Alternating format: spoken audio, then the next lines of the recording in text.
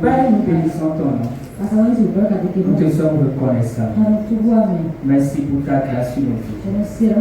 Merci pour ce privilège que tu me donnes de me tenir devant tes enfants pour leur apporter le message de vie. Ce n'est pas un mérite, mais c'est une grâce. Et je prie que cette grâce ne soit jamais vaine dans ma vie. Je n'appelle pas comme une fin en soi, mais donne-moi de travailler pour valoriser cette grâce pendant que je bénis ton peuple dans le nom de Jésus.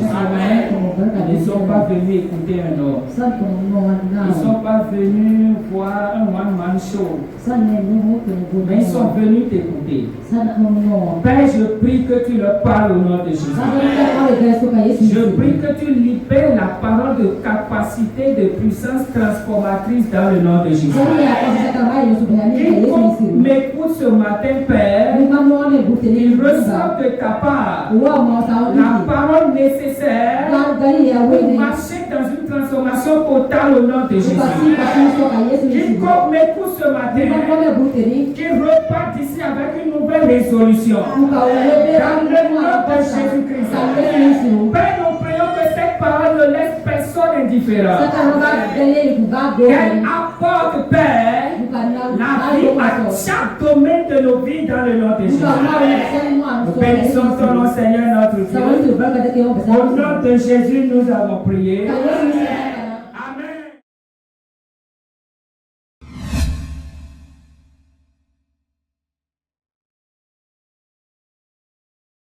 Amen. Amen. Amen. Amen. Amen. Amen. Est-ce que nous pouvons acclamer très fort le Seigneur? Nous sommes dans notre année 1, 2, 3 ensemble, année de grâce, excellence et du don parfait. Année de grâce excellente et du don parfait. Après avoir déroulé 2 séries contenant des thèmes spécifiques, nous n'avons pas la prétention d'avoir balayé tous les thèmes dans ces séries. Mais nous croyons que le Seigneur nous a donné l'essentiel qui nous aidera à marcher en nouveauté de vie. Et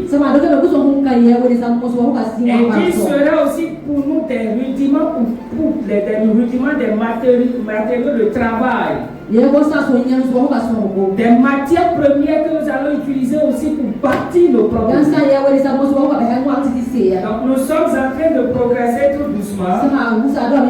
Et à partir de ce matin, nous allons rentrer dans la 3e et dernière série. Et j'ai prévu que cette série soit un peu plus longue. Parce que cette série rentre dans la dynamique de notre thème. C'est cette série qui nous permettra non seulement de manifester les 2 autres séries que nous avons vues, mais de manifester totalement et entièrement ce thème.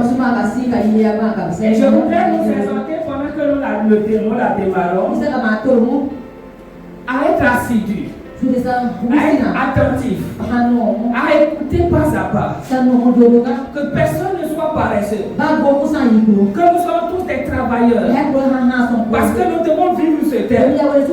Au 31 décembre de cette année, vous et moi, nous devons dire gloire à Jésus, parce que sa grâce excellente et son don parfait ont été manifestes dans notre vie. Et ce sera ainsi au nom de Jésus. Cette 3e qui est la dernière série, je l'ai intitulée La vie de prière. La vie de prière qui libère la grâce excellente et le don parfait. La vie de prière qui libère la grâce excellente, et le don parfait de Dieu. La vie qui libère, la vie de prière qui libère la grâce excellente et le don parfait. Il y a une vie de prière que Dieu attend de toi et moi, et qui doit libérer cette grâce excellente et ce don parfait. Cette grâce excellente et ce don parfait ne sont pas pour ceux-là qui sont assis dans le découragement. découragement. Assis dans l'abattement. Assis dans les murmures, les plaintes. Assis dans les pleurs. Revenons sur notre texte de base. Le texte de base de ce thème, Jacques chapitre 1er, verset 17. Jacques 1, verset 17. Jacques 1, 17. Toute grâce, excellence et tout don parfait. Toute grâce excellente et tout don parfait. Descendent d'en haut. Descendent d'en haut. Du Père des Lumières. Du Père des Lumières. Chez lequel il n'y a ni changement ni ombre de variation. Alléluia. Toute grâce excellente et tout don parfait descendent d'en haut. D'en haut où? D'en haut de chez qui? On va voir le et le texte là nous dit déjà de chez qui. Il dit tout don parfait et toute grâce excellente descend d'en haut. Le haut là, c'est pas spécifique dans ce texte. Le haut là, le plafond est haut, non? Ou bien, on va entrer dans un autre texte qui va nous dire le haut là, ça veut dire quoi? Mais ça descend du Père des Lumières. Il y a un Père qui fait descendre son don parfait, sa grâce excellente. Ce papa n'a pas de problème. Ce papa n'est pas limité. Ce papa est le tout-puissant, le tout-suffisant. Ce papa, rien ne le bloque. Rien ne peut faire obstacle. Il est l'omniscient, l'omnipotent, l'omniprésent. Ce papa n'a pas de problème. 365 jours sur 365. Parce que ce papa-là est où? Dans le psaume 115, verset 16. Le psaume 115, verset 16 nous dit là où ce papa se trouve. Ce papa est quelque part. Et là où il est, son palais royal là, il ne peut pas y avoir d'obstacle. Quand quelqu'un dans son palais s'est rebellé avec quelques collaborateurs, il les a chassés. Parce que dans son palais, dans son royaume, il ne peut pas y avoir de rébellion. Il ne peut pas y avoir d'obstacle. Il ne peut pas y avoir d'opposition. Il ne peut pas y avoir de rébellion. Il ne peut pas y avoir de rébellion à sa volonté. Il ne peut pas y avoir d'opposition à sa grâce excellente et son don parfait. De rébellion face à sa grâce excellente et son don parfait. Qu'est-ce qu'il dit? Oui, Psaume 115, 16. Psaume 115, 16. Les cieux sont les cieux de l'Éternel. Les cieux sont les cieux de l'Éternel. Mais il a donné la terre au Fils de l'homme. Il a donné la terre au Fils de l'homme. Donc lui-même, il est au ciel. Et il a donné la terre à vous et moi. Il a donné la terre à vous et moi. Dupliquer sur la terre. Pour contrôler la terre, maîtriser la terre, maintenir de l'eau sur la terre. Et il dit, je ne fais rien sur la terre sans que je ne trouve un collaborateur sur la terre. Depuis que l'homme a chuté, Dieu a décidé que tout se passe sur la terre parce qu'il y a quelqu'un, un homme responsable sur la terre qui décide qu'il y ait de changement sur la terre. C'est pourquoi il a dit, je cherche un homme. Je cherche simplement un homme sur la terre qui veut le changement sur la terre. Je cherche un homme dans une famille. Je cherche un homme dans une église. Je cherche un homme dans une entreprise. Je cherche un homme dans un quartier. Je cherche un homme dans une ville. Je cherche un homme dans un continent. Je cherche simplement un homme qui sera mon collaborateur, mon représentant, celui par qui je vais manifester ma volonté sur la terre. Je ne manifeste pas ma volonté sur sur la terre en agissant de façon unilatérale. Je le fais en passant par l'ordre. Et dans la nouvelle alliance, en passant par mes enfants. Qui sont ceux des enfants de Dieu qui veulent être responsables et qui veulent prendre leur responsabilité sur eux. Ton quartier est comme ça parce que tu es assis. Ton foyer est comme ça parce que tu es assis.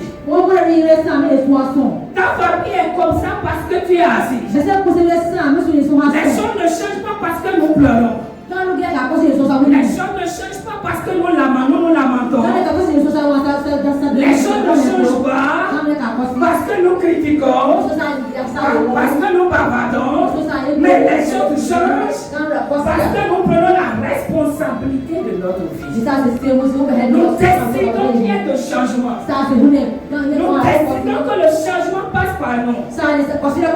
Nous décidons payer le prix du changement. Nous décidons fléchir les genoux pour que Dieu nous utilise pour amener le changement. Nous décidons payer le prix, sortir de notre zone de sécurité, de confort, pour que Dieu puisse agir. Frères et sœurs, même si je prie, même si tu loues un pasteur, un prophète, une équipe d'intercession, et il prie pour toi 365 jours sur 365, tu ne peux pas accomplir la volonté de Dieu. Tu ne peux pas manifester ta destinée sur la base de cette intercession. Tu dois toi-même tomber enceinte de la volonté de Dieu pour ta vie, de la destinée de Dieu sur ta vie, et payer le prix des douleurs de l'enfantement pour enfanter cette volonté, cette destinée, pour la manifester. Il y a un prix à payer, frères et sœurs. Pourquoi nous devons payer un prix? Pourquoi devrait-il avoir un style de vie de prière? Jésus nous dit dans Luc 18 que nous allons voir certainement dans ce thème, dans cette série, par la grâce de Dieu dans un thème. Pourquoi il nous dit de prier sans nous relâcher, sans nous décourager, en nous donnant des exemples? Pourquoi? On va voir aussi pourquoi lui-même, étant le Fils de Dieu, l'homme sans péché, l'adresse de Dieu sur la terre, la manifestation tangible de Dieu sur la terre. Pourquoi devra-t-il avoir une vie de prière? Pourquoi Dieu lui-même sur la terre doit avoir une vie de prière? Ouvrons nos Bibles, Éphésiens chapitre 6, versets 10 à 13. Et Éphésiens 2, versets 1 à 2. Dieu, notre papa est au ciel. Nous sommes sur la terre. Et maintenant il y a un intermédiaire. Il y a un intermédiaire entre notre papa qui est au ciel et nous qui sommes sur la terre. Il y a une plateforme. Il y a un royaume. Il y a un monde qui est entre notre Père et nous qui sommes ses enfants sur la terre. Même si nous avons été ressuscités ensemble avec Jésus, positionnés ensemble avec Jésus, dans les lieux célestes en Christ, au-dessus de ce royaume-là, il n'en demeure pas moins que c'est notre position d'autorité qui nous confère l'autorité de jouer notre rôle dans la prière. Il n'en demeure pas moins que c'est notre position d'autorité, de puissance, de pouvoir qui nous établit dans notre ministère d'intercession, de prière. Parce qu'il faut un trône, il faut une autorité, il faut un pouvoir pour pouvoir marcher dans une vie de prière réussie. Même si nous sommes positionnés là-bas, il y a une plateforme, il y a un royaume qui est intermédiaire. Parce que là encore, on dit que nous sommes placés au-dessus de ce royaume. Et donc, nous sommes bénis avec nous. La Bible dit que nous sommes bénis spirituellement avec Christ. Toutes les bénédictions sont là-bas. Mais en dessous, il y a un royaume. Pourquoi nous puissions transférer la bénédiction qui est là-bas? Qui est avec nous en Christ? Qui est avec notre papa? Pourquoi nous puissions la transformer, cette bénédiction, pour qu'elle soit évidente sur la terre?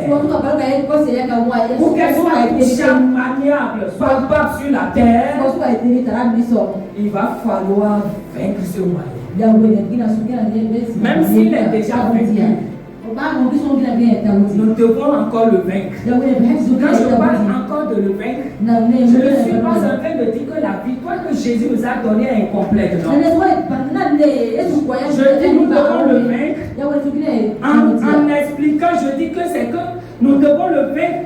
C'est-à-dire nous devons entrer dans cette victoire. Tant que tu n'es pas entré dans cette victoire, tu n'as pas vaincu. Frère et soeur, prends soin de ta vie. Après ma petite expérience, je suis en train de me rendre compte qu'il ne faut regarder personne d'autre que soi-même. Ne te compare pas à quelqu'un. Même pas moi, pasteur. Si ma vie de prière peut t'inspirer, oui. Si ma vie de sainteté peut t'inspirer, oui. Mais ne dis pas que parce que pasteur prie comme ça, je vais prier comme ça. Chacun a ses combats. Chacun a ses combats. Chacun a sa source. Chacun est sorti d'une famille. Chacun a certaines réalités. Et les réalités sont différentes. C'est l'erreur que nous commettons dans l'église. Parce qu'un pasteur a prié 1 minute. Un homme de Dieu a prié 30 secondes. Les choses se sont accomplies. On pense qu'en 30 secondes soi-même, on peut faire avancer les choses. Pour qu'il prie 30 secondes pour que les choses se passent, il a fléchi des heures. Il a fléchi des genoux pendant des heures. Et c'est ça qu'on va voir tout à l'heure.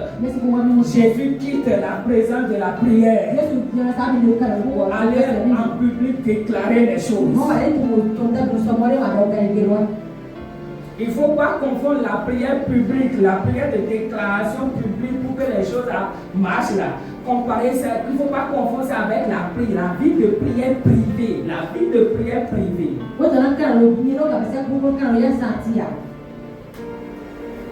Certains n'ont pas un foyer stable. Et ça ne leur dit pratiquement rien. On pleure seulement. On se plaint. Certains même peuvent même aller jusqu'à accuser un homme qui est sorcier, ceci. Je n'ai pas dit que c'est faux que l'homme ou la tante est sorcier. Mais est-ce que tu sais que qui le fait ou elle ne fait que ce que toi-même tu lui as permis de faire? Pas ta vie de paresse, de nonchalance, de négligence. Est-ce que tu sais que le jour où tu décides de prendre ta vie en main en décidant de prendre ta vie de prière très au sérieux, que ce sorcier, cette sorcière peut venir même jusqu'à te voir ta journée te demander pardon? Certains sont bloqués professionnellement. Ils sont bloqués matrimonialement. Les choses n'avancent pas. Nous critiquons le gouvernement. Nous sommes là à accuser le gouvernement. Le gouvernement n'en est pour rien, frère. Les hommes n'en sont pour rien, frère.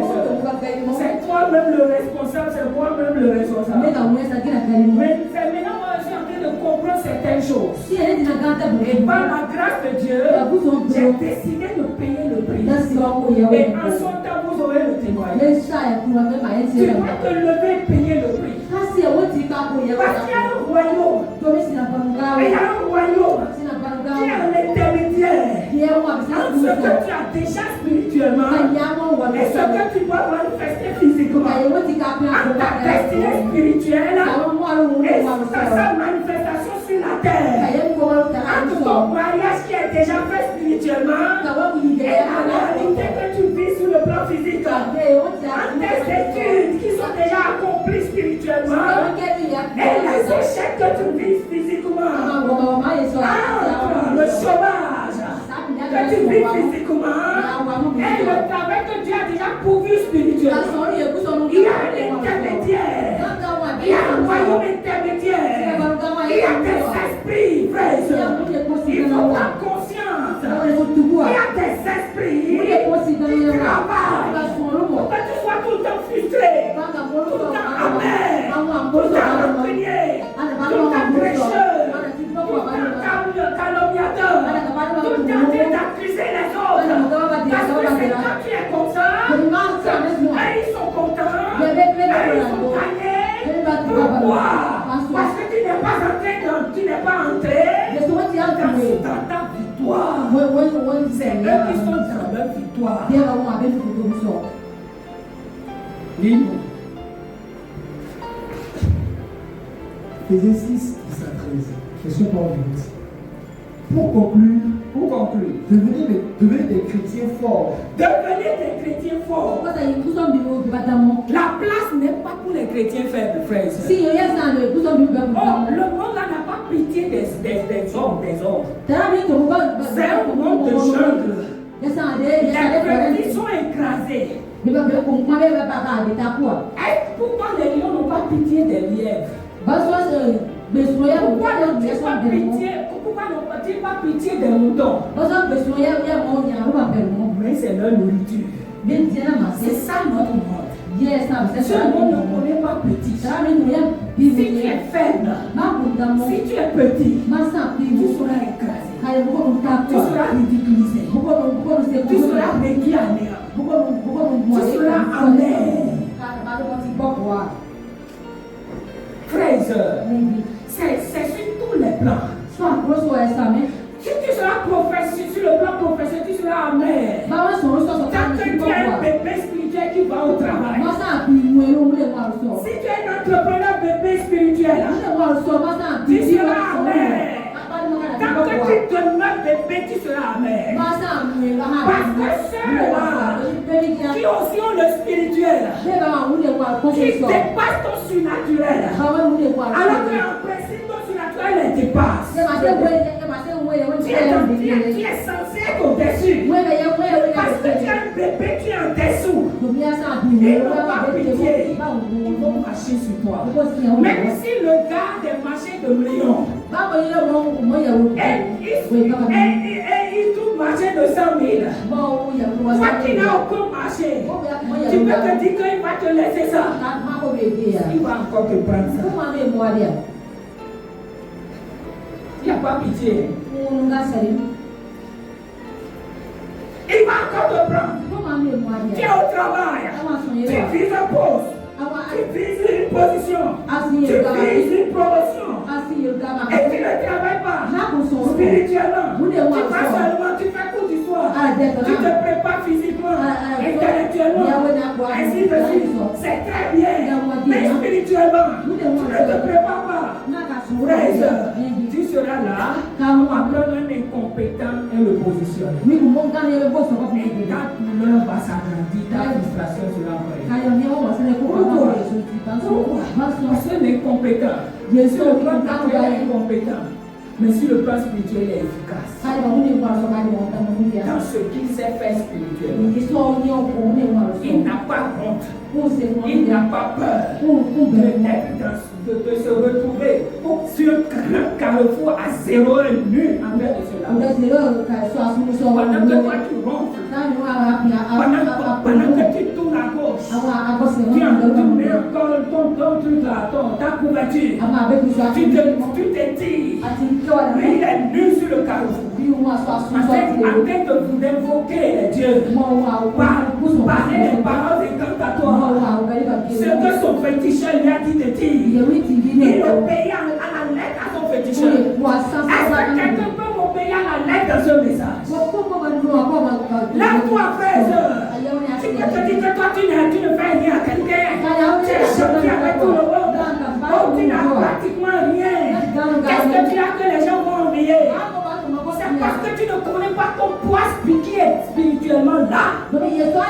Tu ne connais pas ta destinée spirituelle. Et aussi longtemps que tu ne connais pas, l'ennemi va tout faire pour te maintenir petit comme ça. Il va t'amener à développer des pensées de petitesse. Juste pour que tu n'oses pas percer et entrer dans ce qui est prévu. Qui veut se lever ce matin? Frères et sœurs, nous ne sommes pas dans un monde où les études seules sont suffisantes. Où les relations seules sont suffisantes. Où l'intelligence seule est suffisante. Où la beauté seule est suffisante. Moi, je connais des femmes, des jeunes filles très belles qui gagnent beaucoup d'argent le mois sans mari.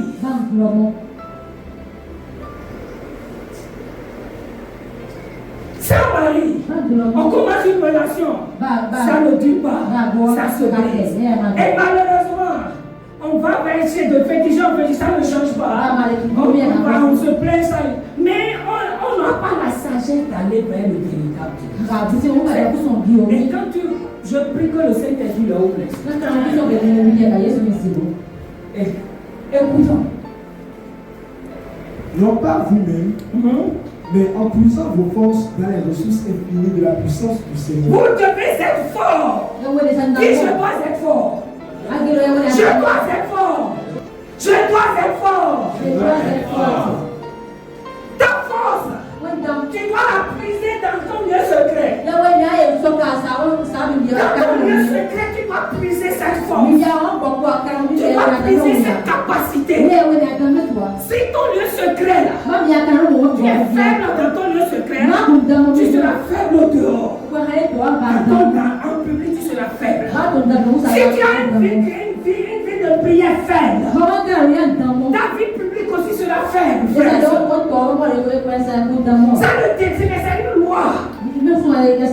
C'est une loi. Écoutons. C'est dans la communion avec lui que vous trouverez votre énergie. Couvrez-vous entièrement de l'armure complète que Dieu vous offre, afin de pouvoir tenir ferme contre toutes les ruses de guerre du diable. Toutes les ruses de guerre du diable. Il est le prince de ce royaume. Il a des ruses de guerre. Mon ami, tu n'es pas dans un monde de paix. Regarde tous tes efforts pour que tu aies la paix dans ton foyer. Regarde tous tes efforts pour que tu aies la paix dans ton travail. Regarde tous tes efforts pour que tu aies la paix dans ton corps.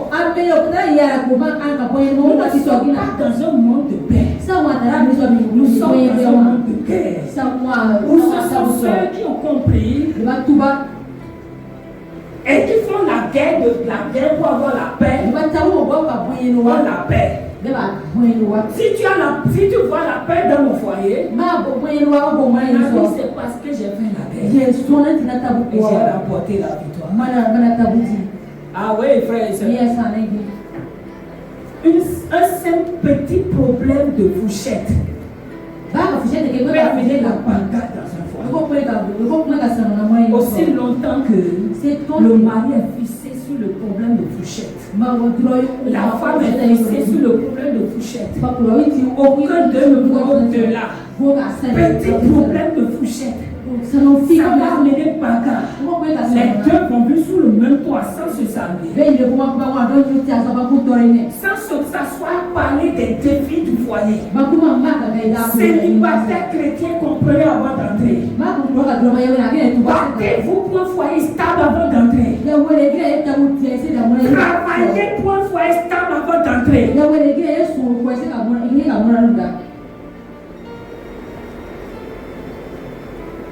Un petit truc avec que tu vas dire avec ton collaborateur, ton supérieur hiérarchique, vous allez vous.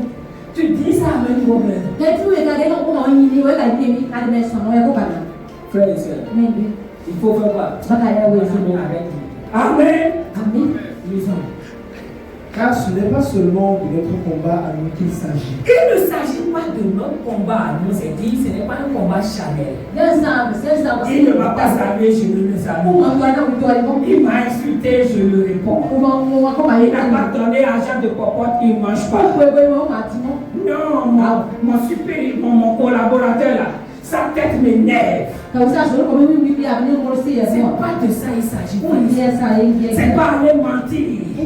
Avoir un pot, c'est pas de ça il s'agit. C'est pas aller détruire l'autre pour avoir sa place. C'est pas aller casser le foyer de quelqu'un pour avoir le mari ou la femme. Non, frères et sœurs, le combat n'est pas charnel. Ça veut dire que ce ne sont pas avec les âmes charnelles, les réactions, les attitudes charnelles, les compréhensions charnelles, la parole charnelle. Il faut une parole de feu qui sort de ta vie de prière.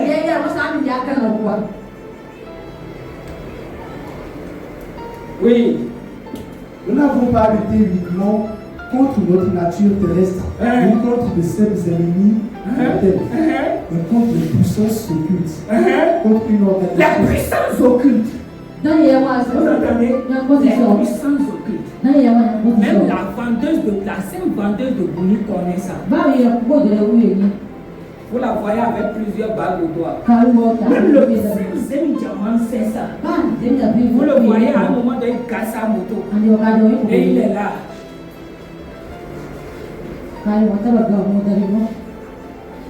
Mais pourquoi nous les enfants ils ne comprennent pas ça? Les puissances occultes. Les gens mettent des choses dans le tabac et fument. Pour être spirituellement éveillé, pour avoir les yeux spirituels, pour pouvoir agir. En ce temps, les chrétiens qui ont les yeux spirituels dorment avec leurs yeux spirituels. Je prie que le Saint-Esprit nous réveille. Dans le nom de Jésus. Contre une organisation spirituelle satanique. Une organisation spirituelle satanique. Continue. Contre les dictateurs invisibles qui de les ténèbres. Encadrer le mot dictateur. Cherchez cette version-là, encadrer dictateur. Un dictateur ne connaît pas de droits. Les droits de l'homme, les droits de ci, les droits de ça. Un dictateur ne connaît pas ça. Et quand on dit dictateur spirituel, c'est encore grave. Nous sommes dans un monde où il y a des dictateurs spirituels qui sont derrière ta vie, qui sont derrière ton foyer, qui sont derrière ton travail, qui sont derrière tes études, qui sont derrière. Et toi tu manges, tu dors. Et tu fais prière de 5 minutes, Seigneur te remercie et te remercie. Celui qui est encore plus fort, le plus grand. C'est comme ça que le dictateur obéit. Il y a un certain Saddam Hussein en Irak. Vous avez vu ça? Il a été conduit en 2006. Je n'ai pas oublié. Vous savez comment on l'a traqué? Vous savez les investissements qui ont été faits jusqu'à ce qu'on le prenne? Un dictateur ne se donne pas. Un dictateur ne se laisse pas facilement. Un dictateur fait tout pour maintenir sa dictature. Et il faut une dictature supérieure pour le renverser. Et Dieu vous a établi comme un dictateur, une dictatrice supérieure. Mais dans la prière.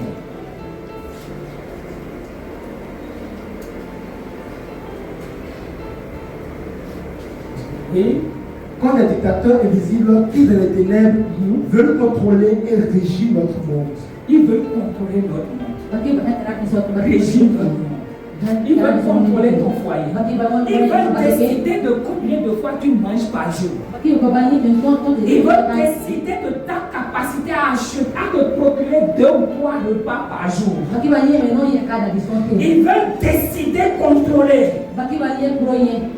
ta capacité à t'habiller, à te loger, à t'instruire, à te marier, à avoir des enfants, à bâtir un foyer, une entreprise stable. Ils veulent contrôler. Ils veulent tout contrôler. Pour ceux qui sont au courant, il y a ce qu'on appelle le nouvel ordre mondial. Vous savez ce que c'est le nouvel ordre mondial? Allez chercher à comprendre. Nous les chrétiens, en ce moment, nous sommes là. Je prie que le Seigneur nous réveille. Amen. On a un travail de 100 000 mois. Oh, alléluia, c'est réglé. Alors que Dieu te veut à des millions. Pour sa gloire. Pour les satisfaire. Parce qu'on ne peut pas payer dans la prière. On a un mari gentil. Mon mari est gentil.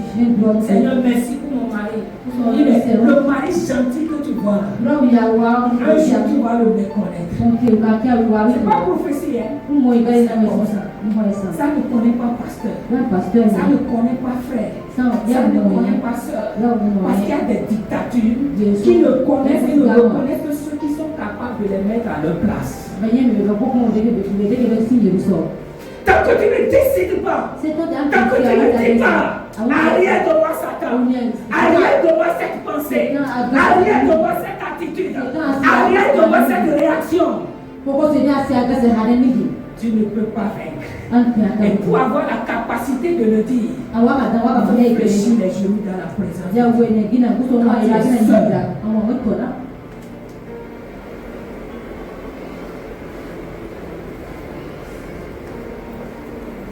Fléchis les genoux pour son mari, pour sa femme. C'est ça qui amène la paix dans le foyer. Comprendre que ce n'est pas son mari qui est son ennemi. Ce n'est pas sa femme qui est son ennemi. Ni les 16 enfants qui sont ses ennemis. Mais il y a des démons, des dictateurs là qui les utilisent contre moi. On peut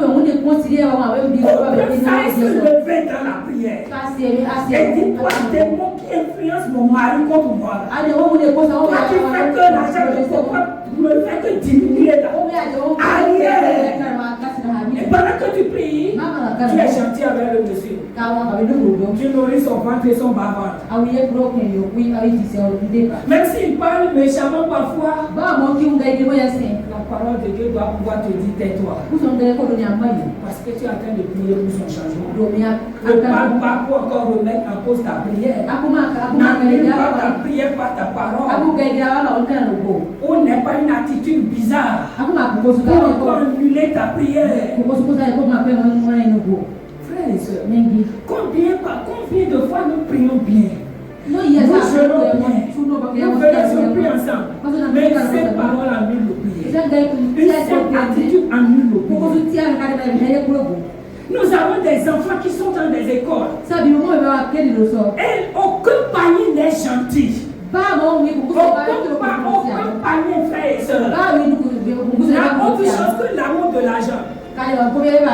Pour avoir une bonne école, un bon collège, pour avoir de l'effectif, pour avoir la célébrité, personne ne peut, je défie, personne ne peut dire, à moins d'être enfant de Dieu, qui ne va pas dans l'occultisme. Ça doit être très rare.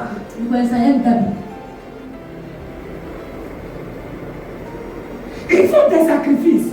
Ils livrent parfois les destinées de leurs apprenants. Ils font des choses. Vous venez au cours, vous voyez sucre, vous voyez ceci, c'est ça, c'est là. Ça ne dit rien. Et nous, les parents chrétiens, nous n'enseignons pas nos enfants. Nous ne prions pas avec nos enfants. Vous voyez ça, la sensibilité spirituelle. J'annule ça au nom de Jésus. On cherche l'argent. On se lève tôt le matin. À 15h, on est au marché. À 15h, on est au dehors. À 20h, on est encore dehors. Oh, mais on veut éduquer quel enfant? On veut qu'il ait quel diplôme?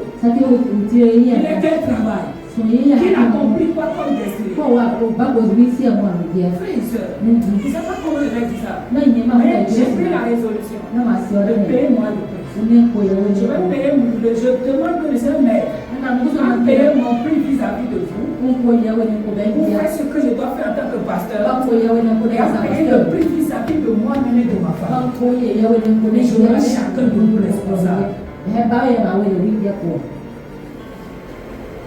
Ton enfant ne prie même pas avant d'aller au cours. Avant d'aller à l'école. Il va à l'école. Récréation, il bavarde, il mange, tout ça.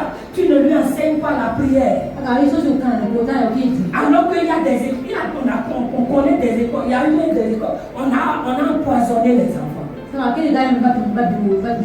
On prend tout à la légère. Tu viens vendre. Tu dis tu as de problème avec personne.